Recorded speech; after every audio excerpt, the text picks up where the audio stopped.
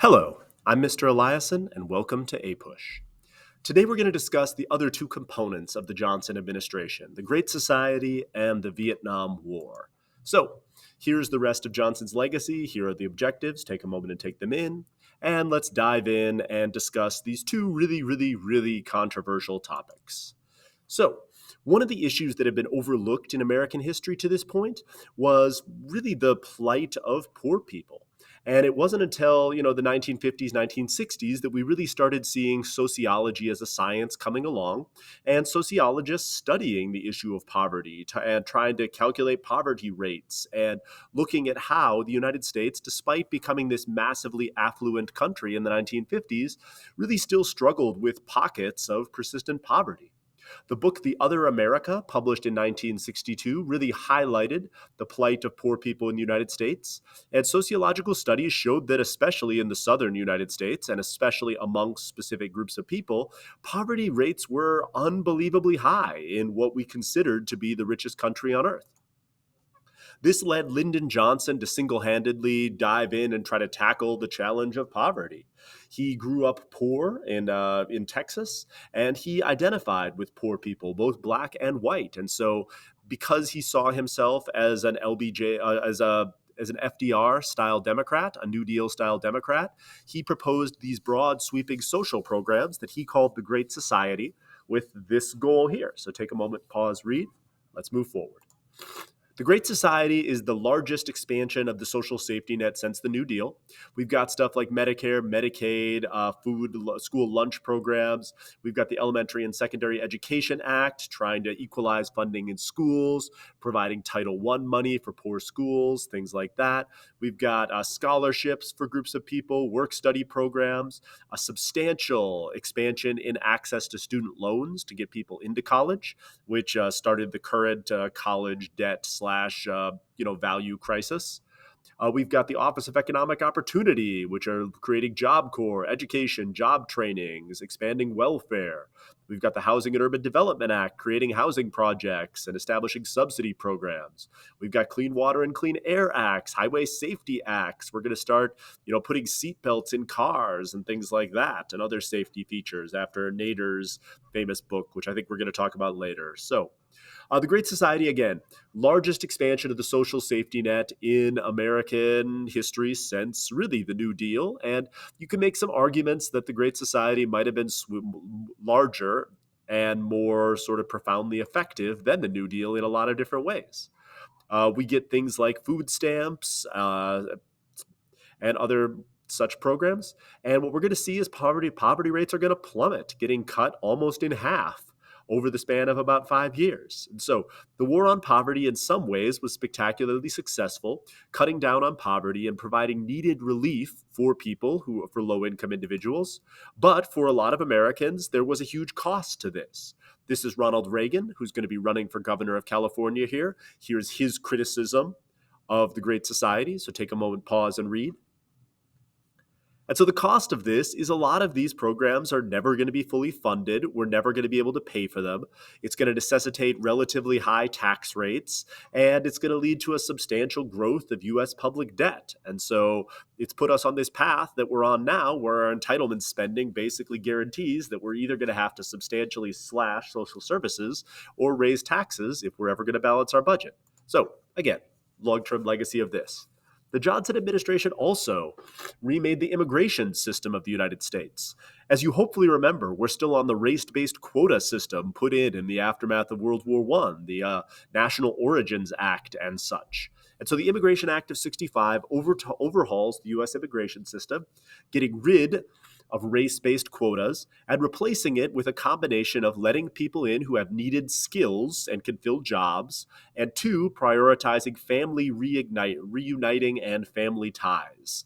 And so it's going to lead to just a subtle shift in the source of immigration from 1960 to today. And so take a moment and pause and take that in. It's pretty straightforward, but profound change. And it's going to lead to a huge demographic shift in American society, with a significant portion of immigrants now coming from Asia and Latin America, and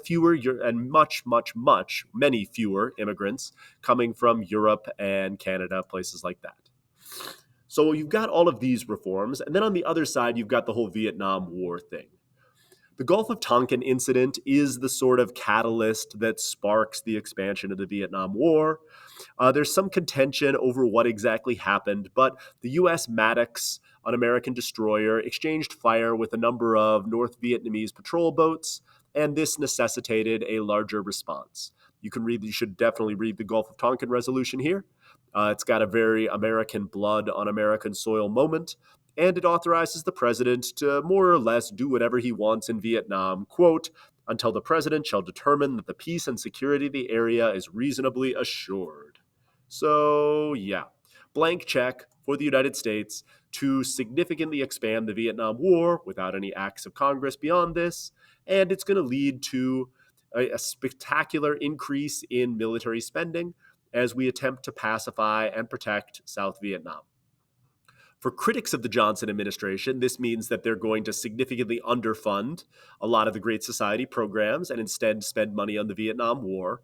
And this is, again, a huge criticism of the Johnson administration is that their priority shifted. And after the Great Society, a lot of the money, instead of going to solving issues in American urban areas, instead are going to try to kill communists in Vietnam. LBJ is laying out the sort of purpose of the Vietnam War here, so take a moment, pause, and read. And so we're still talking about the same domino theory and containment policies we had before. And the Vietnam War is a complicated conflict. One of the things that I struggled to understand about Vietnam until I was much older is that most of the Vietnam War was fought in South Vietnam. We were not really trying to take territory. We were not trying to conquer North Vietnam, lest we fall into a Korea situation and drag someone else into the war. So much of the war was search and destroy missions to attempt to pacify regions of South Vietnam. And so, how do you fight a war to protect a country when most of the fighting is happening within that country? I mean, this is a really, really complicated and difficult problem. Generally, a lot of the fighting in Vietnam was search and destroy missions, where companies of soldiers would go out into the jungle in order to try to pacify specific regions. They march through until they find Vietnamese soldiers, and then they engage them. And then they either are able to defeat them there, or we call in airstrikes in order to sort of carpet bomb the region in order to kill as many North Vietnamese troops as we can. The problem is when you're not trying to actually hold territory, how do you figure out if you're winning the war? And it really comes down to statistics about how many North Vietnamese guerrillas do we find, and how many of them do we kill? And there's some huge questions about like counting here and the whole if it's dead, it's red thing. And generally, how do you stop civilian casualties in this situation? I mean, you really can't. And so, because of this, the cost to the South Vietnamese people was relatively high. We tried to set up these strategic hamlets where we'd protect South Vietnamese people, but there's really no way to keep communist aligned guerrillas out of those regions. And it's very hard to limit civilian casualties. And so, this whole body count strategy ends up both not being a very good metric for winning the war and also ends up alienating the South Vietnamese people. We're also going to use strategic and tactical bombing, dropping bombs on all of these places over the course of the Vietnam War. Bombing was one of the ever-present realities of Vietnam, and we're going to drop bombs both on North and South Vietnam. I mean, probably more bombs on South Vietnam, which is, again, really problematic when we're trying to protect and build up this country. But at the same time, this is where we're trying to kill communists, so bombing. Yeah, that's problematic. And we're going to use chemical weapons, both napalm, creating firestorms to destroy jungles, and Agent Orange, which is a chemical defoliant. The strategy, the philosophy behind this was that, the communists are hiding in the jungle, so we're having difficulty finding them. So if we eliminate the jungle, we'll have an easier time finding and eliminating communists. The problem, of course, is these are very difficult to direct. Civilians get caught in the crossfire. It causes ecological devastation and seeps into the water supply and causes horrible birth defects and stuff like that. And so we drop a significant amount of chemical weapons on South Vietnam, which again, both kills communists, but also alienates the South Vietnamese to some extent. So that's extraordinarily problematic. But at least up to this point, the Johnson administration was telling us that we were winning the war. We're making progress. South Vietnam is becoming safer, and we're pacifying the region. All of that is turned on its head when the Tet Offensive happens. Early in 1968, North Vietnamese forces are launch a coordinated attack on all of these places, many of them deep within South Vietnam in areas in which we thought were completely pacified. Although the attack is utterly defeated and it's a military disaster for the North Vietnamese, it really destroys our morale because it shows us that we're not really winning the war. The Johnson administration has probably been lying to us about how successful we've been. The Ho Chi Minh Trail through Laos and Cambodia, by which North Vietnamese soldiers infiltrate South Vietnam, is still totally operational. And maybe the war, not only did we not win it, but it might be unwinnable, which obviously for us is really problematic. This, combined with the use of the draft in order to fill the military roles, starts to make the war incredibly, incredibly unpopular, at least amongst young people. Because if you didn't want to get drafted in the Vietnam War, you pretty much had to either go to college and get a deferment, or find a doctor who was willing to deem you medically unfit, or you could flee to Canada. And so we're drafting lots of young men to go fight in the war, and especially after 65, take a moment and pause and read this. College students start being forced into the war based on their class rank and based on test scores. And so, obviously, this is going to lead to a pretty strong anti war movement, at least among some groups of young people. It should be noted that a lot of Americans still supported the Vietnam War, still supported, defending against communism, supported the president, but you're also getting a much larger and more vocal anti-war movement than we've ever seen before in American society. And you're starting to see the beginning of protest music and other protest movements pushing back against the Vietnam War. Lyndon Johnson was relatively upset about the lack of support for Vietnam. He, in general, was kind of a prickly guy, and I'll just let him tell you here. So pause, take this, let's move on. And so as we move into the election of 1968, Johnson's going to decide that he doesn't want to run anymore. He's going to underperform in the primary in New Hampshire and then drop out of the race. Also, he may have resented, the chance like this, which, yeah, it's pretty cold. For the Democrats, it's going to be really about Bobby Kennedy versus Eugene McCarthy. These were the two frontrunners. Bobby Kennedy sort of running in the aftermath of JFK's, running on JFK's legacy, picking up the torch. Eugene McCarthy being a somewhat left-leaning Wisconsin senator, and he's going to get a lot of support from young people. Bobby Kennedy seems like he's almost guaranteed to coast to the Democratic nomination. He's winning most of the primaries, he's gathering lots of delegates, and then he's going to be assassinated. So the assassination of Bobby Kennedy really throws the race into chaos. The Democratic establishment does not want Eugene McCarthy, but they don't really know what other options they have here at this point. And the Republicans are going to unite behind Richard Nixon. It finally might be Nixon's time. He's going to have a comeback after his breakdown after the loss in 1960 and his failed run for governor of California in 62. And so Richard Nixon's going to explode back on the national stage, claiming that he's, got a secret plan to get us out of Vietnam. He's going to fight communism. He's going to, solve some of the civil rights problems, stuff like that. And the apex of the civil rights movement leads to the rise of George Wallace here. George Wallace, you might remember him as standing in the schoolhouse door, blocking it and famously saying segregation today, segregation tomorrow, segregation forever. You can also see just, subtly what he's standing for here. And here he is with the whole slogan of law and order, which again, coded and, supported anti-civil rights, pro-segregation candidate. So we've got a segregationist, we've got an unknown Democratic candidate, and we've got Richard Milhous Nixon. The Democratic National Convention was absolute chaos. Young people, especially representatives of the New Left, descended on Chicago, where the convention was being held.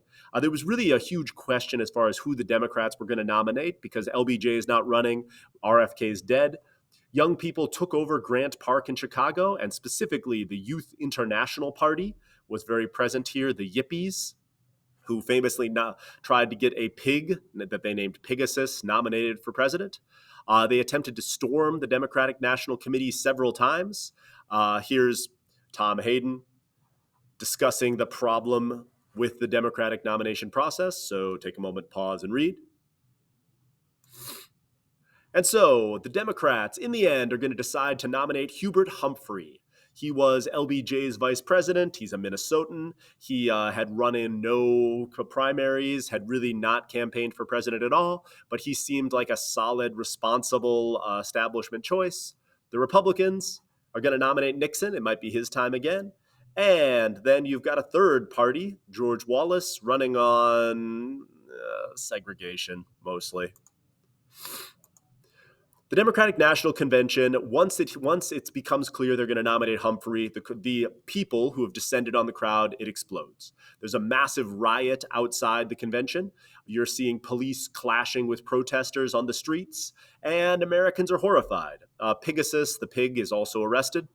And you see this massive amounts of unrest in Chicago in '68 outside the Democratic National Convention, spectacularly humiliating the Democrats. In the end, the result in '68 is this. It's a split vote. George Wallace, as an independent candidate, wins the Deep South, which, of course, everyone expects. Nixon only wins 43% of the popular vote, but enough of the electoral vote to be able to be nominated president.